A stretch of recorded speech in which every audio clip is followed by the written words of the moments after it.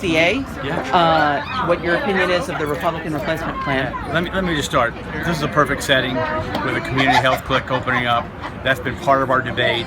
We need to get people into primary care associated with doctors, and that's really, again, getting more money to community health clinics versus other providers of care who's not, as you heard me say inside, not as comprehensive as what we have here. And we have to start this debate by remembering that the system that we have in place right now, it's collapsing, it's failing, it's not affordable, it's not accessible for everyone. We still have 31 million people in this country right now. It's a third of our 10% of our population that can't afford to use the coverage that they have because there's no choice, there's no access, and there's no affordability.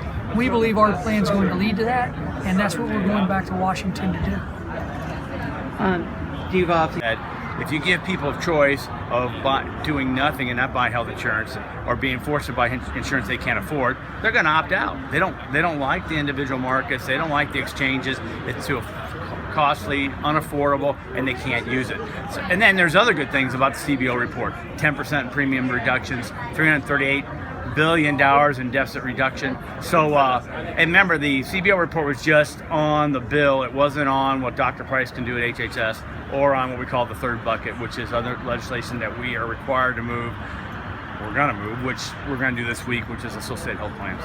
The C plan allows individuals still to remain on their parents' insurance until they're age 26. Three very popular provisions that are must-haves for me to vote for a bill that's going to get rid of the Affordable Care Act completely.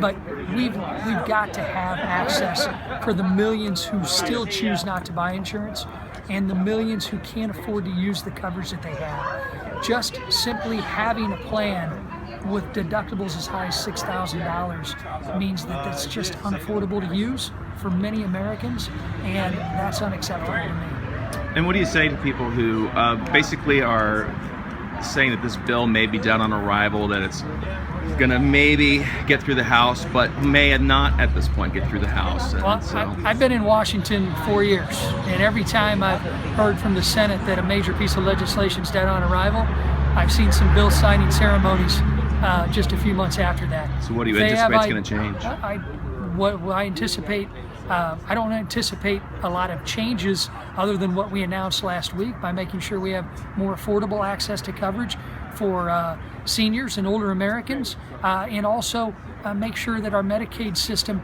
isn't going to have the rug pulled out from under it for states like Illinois who are on the hook, even under the existing law, for hundreds of millions of dollars if we do nothing.